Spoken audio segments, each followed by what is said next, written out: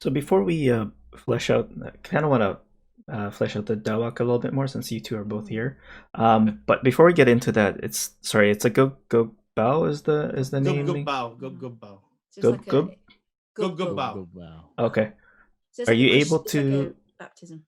Oh, okay. Are you able to lay out the actual process of like exact process Yeah. of So what it's Mm. dad would just he happens? would No, it's very simple. yeah, it's simple. You're in the room. You, you you have to close. You have to close all the guard the doors. any of the openings that where people can come in and out. There has to be somebody guarding because during ritual you don't want people walking in and out apparently.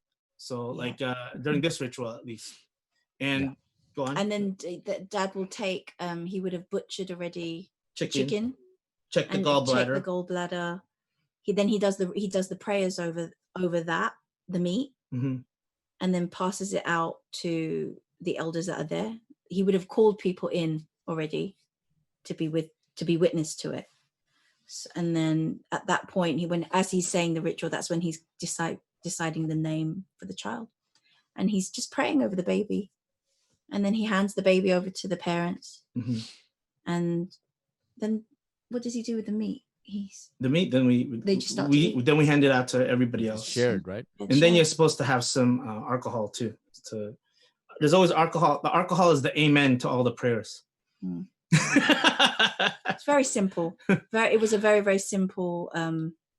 Yeah, I'm sure Ritual, that that one. there's a little bit longer in the Philippines because they can do more sacrificing and stuff. Yeah, because that's the I meat. mean, of not it. say sacrificing, butchering. Yeah, butchering. I think in the Philippines you would have done more. You do a little butchering. bit more in the prayers, a little bit longer, and you do it with a group of old men. Yeah. In this case, we did it because, well, my dad is now one of those old men, my father-in-law. So like we just did it with him. But in the Philippines, you do it with a bunch of the elders, maybe some of the old women too. Yeah. Then they would add their prayers in as well. He called all the, all the old, my mom's brothers and sisters and whoever he could. Yeah, get, as many of the older folks that he could get in the room here, to be there, to be witness to it. Yeah. And so I think every kid has gone through and the rituals are really about witness, a community accountability. Mm-hmm. Witnessing is very important to have everyone there from all sides of the family, the older people there to witness everything that's been done, so that they know and they can say the story, they can carry it forward and say, yeah, that's what happened. This is when it happened. Yes. The prayer though, like yeah, that would be the one. Unfortunately, we can't decipher that. It's all in Igorot. Yeah, it's all in Igorot. Our dad will kind of explain it, but let's say like he says a prayer for 30 minutes. Then when we ask him to explain it, he'll say it in 2 sentences. It's just a blessing. It's just a blessing. And it's like, it's just a blessing for the baby. That's all. Yeah, part of it is he doesn't want to go through the stress of trying to translate it. You know what I mean? Because there is a process. You have to kind of think back and like, oh, that means. But he's in most of the prayers though. He's always reciting the story of the ancestors, like from Lumawig. Starts from Kabunyan to Lumawig, where he went speaking to this person, to that person. Oh yeah, the journey. To this person, his journey. Then it went down. Then it went to Galulad. So my children's name, my Igorot name is from the Galulad clan, and then my daughters now. Well, that's interesting. Also Galulad. That follows a pattern that looks like, because you think that this is probably happening in other cultures too. Sure. Yeah. And it follows, like Christian baptism has a whole naming thing. We just don't pay attention to it because we don't, but as much, but it's all said in there because you go through the story of salvation history and all of this thing, and you make all of these promises. And probably more in the Orthodox church, right? Even more so probably in the Orthodox church, because you could kind of see it, and it happens in triplicate.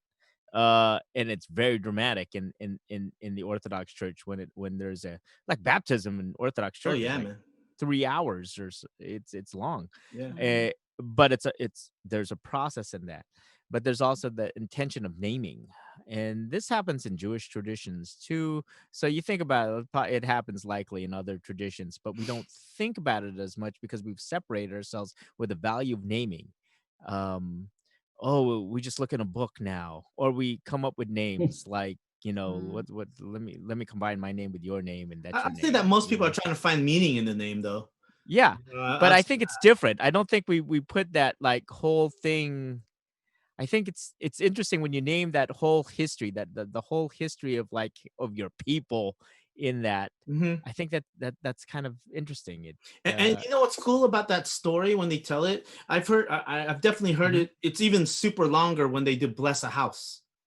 So like Oh, the yeah. Mawig, the story goes is like he goes from like every town, and then they talk about how he met everyone, like certain people of your like certain members of your family in one area. And then he walks to another area, and like I've listened to like memory techniques, and this is how our ancestors used to remember everybody, even though the people didn't have last names, because you It's the could story. like apparently memory works through connection. And so one of the memory techniques that I was taught was to kind of you want to remember certain things, but like compartmentalize them.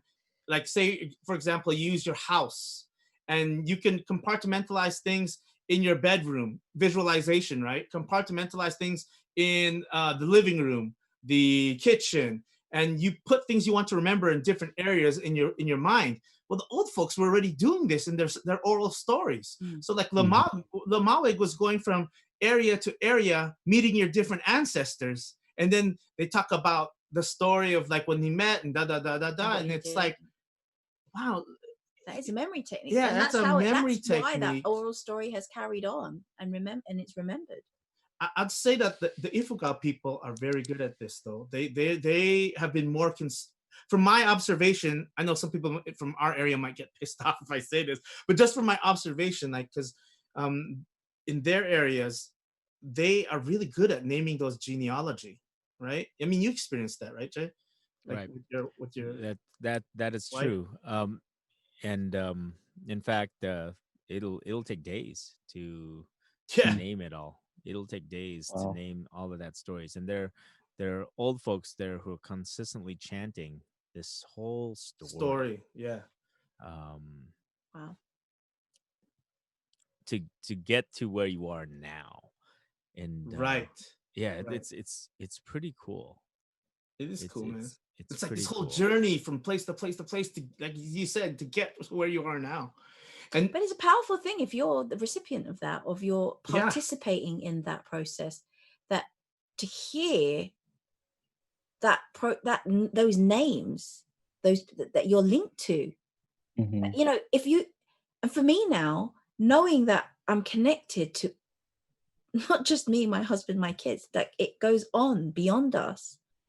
That's what I want for my kids to remember, so that whenever they feel lost or depressed, that they remember that they're rooted in a culture that goes beyond, that transcends them, and that they should never really feel alone because they've come from step by step by step from beyond. And I think that's It's part of the it's so reason. powerful. That's Such a part of the powerful reason thing. in the old days, like most areas in the Philippines don't have that. It's only Depression. now that they have that word depression. But people didn't have that depression because a lot of the root of depression is feeling alone. And I think in the old days, people didn't have that necessarily because they never felt alone. They Well, always had their definitely. ancestors, and they had people around them everywhere, right? So it's Yeah, like, I mean, the isolation is so prevalent now, amongst our it in Western culture, And in in our modern diaspora, culture. because we've moved out of that Yeah, culture. yeah. Yeah. But Yeah.